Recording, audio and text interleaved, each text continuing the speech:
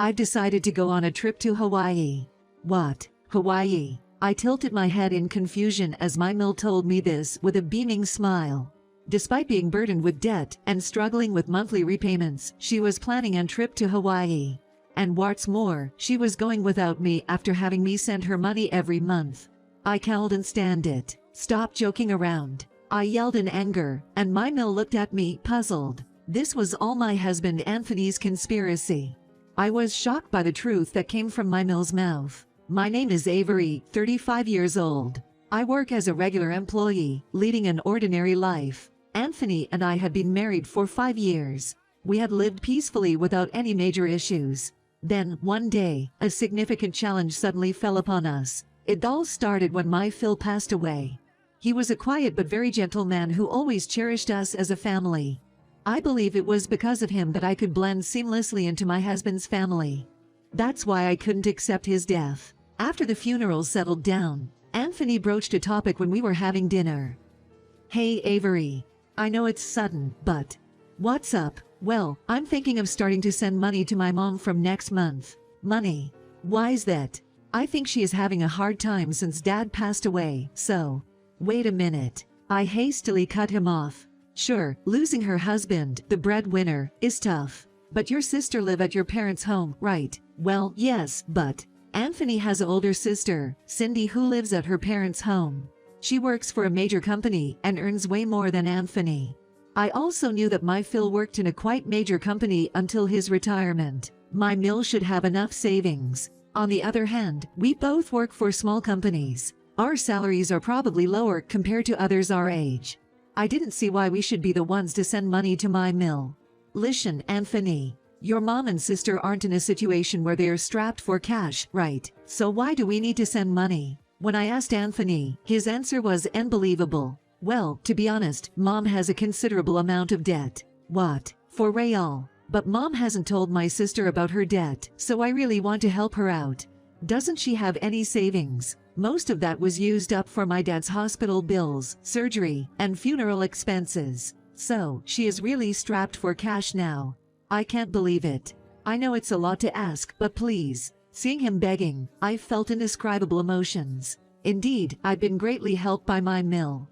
She did household chores and often cooked dinner for us until I found my current job. She even occasionally gave Anthony some money when he was changing jobs. She was so conscientious that she told us she would love to help us. We have been saved by her support countless times. It would be heartless to abandon her when she's in trouble, after all she had done for us. To repay the kindness I had received, I wanted to help her in any way I could.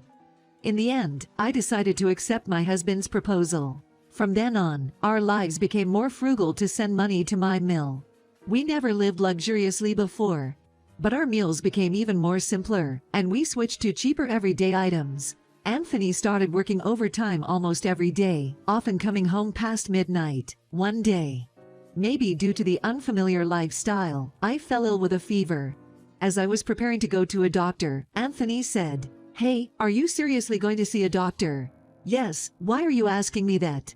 "It's just a fever, right? We need to save money. There's no need to see a doctor for just a fever." What? Confused by his words, I barely managed to respond. But what if it's a viral fever? There are antipyretic at home.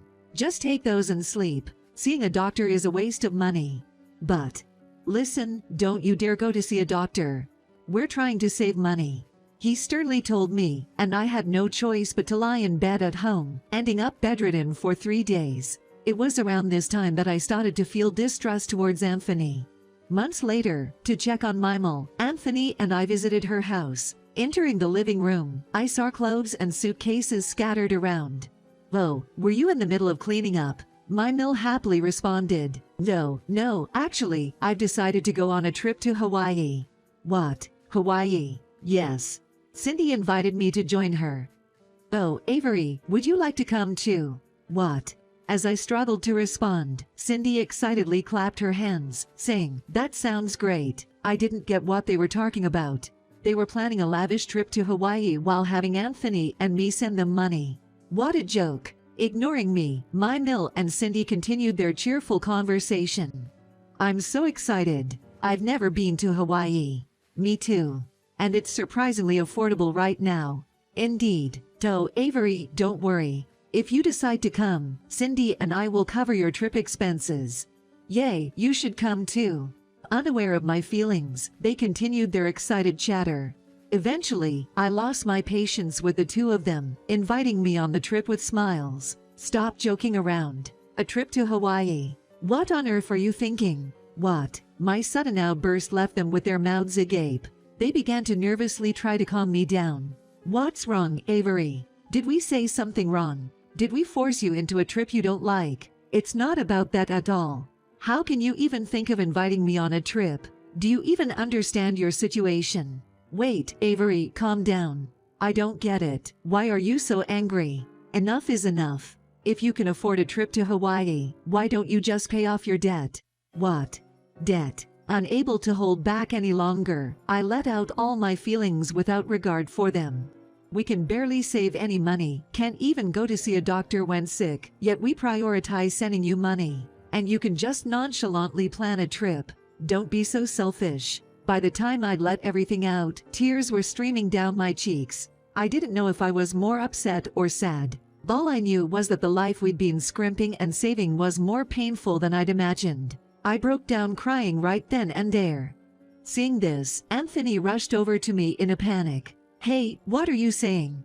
But, that's enough, we're going home. Anthony forcibly pulled my arm. Then, Cindy slowly spoke up. Wait a minute. What debt are you talking about? What? Anthony said his mom has a huge debt. At my words, my eyes widened. There's no such thing. I still have plenty of savings. If I had debts, I couldn't afford a trip. But, in that moment, I realized everything, and a fiery anger rose within me.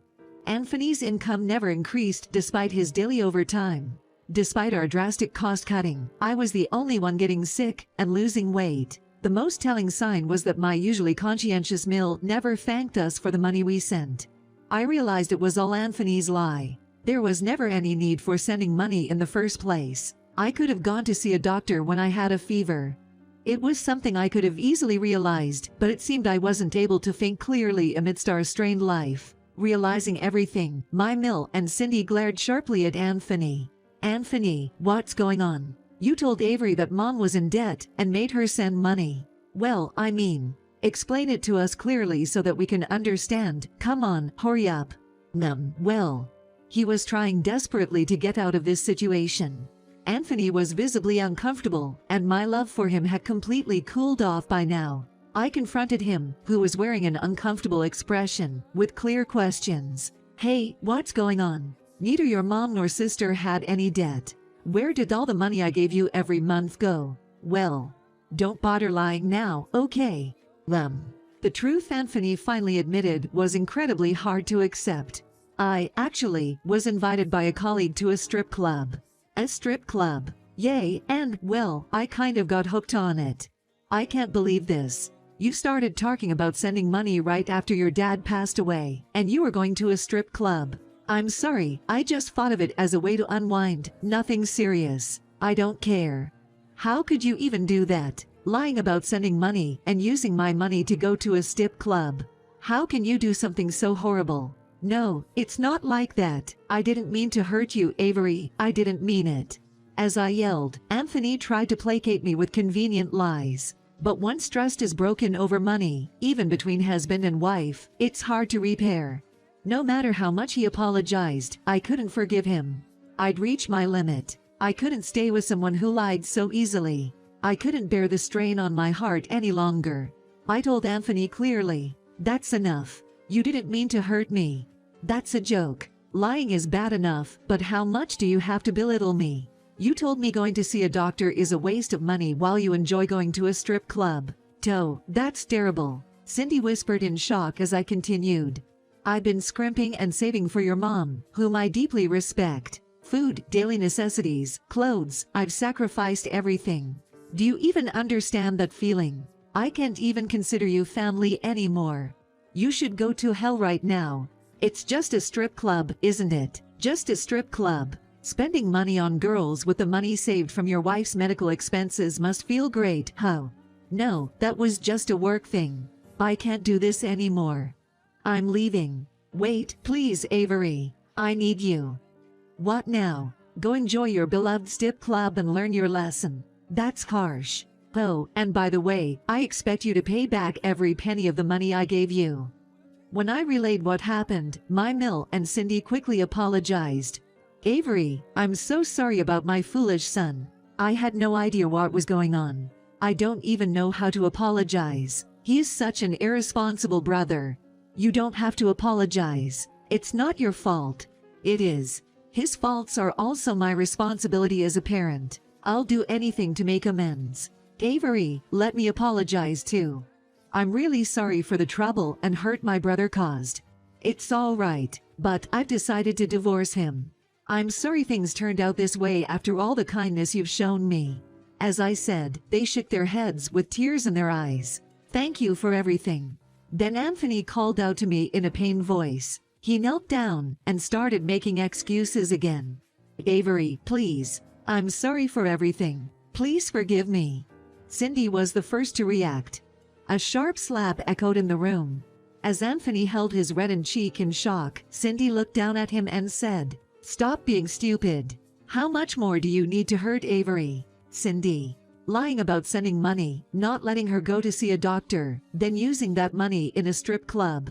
How could you do such a thing? It's a disgrace to have you as a brother. It's not like that, please listen to me. You've been forcing Avery to save money for months, driving her to the edge. Neither Mom or I will ever forgive you. Don't ever show your face to us again. Cindy dragged a teary Anthony out and locked the door. She locked the door and deleted all of Anthony's contact information. No matter how much he wailed outside the door, it never opened again. Avery, I'm truly sorry.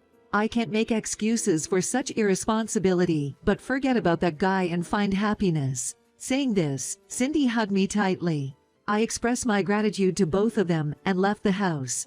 After that, I moved out of our marital home and rented an apartment near my workplace. Being a full-time employee, I wasn't in much trouble financially after the divorce. I proceeded with the divorce by hiring a lawyer I knew, and it was quickly finalized as Anthony was clearly at fault. I managed to get not only the money he deceitfully took under the guise of sending to his mother, but also the maximum allowable alimony. He had to pay the alimony in one lump sum, and his life has drastically changed. He now works overtime incessantly, seemingly worn out and working through the night. He probably doesn't have time to go to his beloved strip club anymore. Now, he's just a shell of a person, working day in and day out. I've received several messages from Anthony after the divorce. I was wrong, please forgive me. I've quit going to a strip club. I won't ask for reconciliation. But I'm really struggling, so could you lend me some money, just a little? You're the only one I can rely on. All he talks about is money. I've gone beyond disgust. It's just pitiful now. I've already got what he owed me, and I've been thinking about blocking him lately. On the other hand, I continued to stay in touch with my Mill and Cindy. They've been concerned about me and kept in touch even after the divorce. Just the other day, seeing me healthy, my Mill cried with relief. I'm really glad that you look so well. Thank you, but you don't have to worry about me anymore. I can manage on my own now. That's right, you'll be fine. But if you ever need anything, talk to me or Cindy, okay? Thank you for this divorce. For their sake, who always wished for my happiness first, I'll live life to the fullest.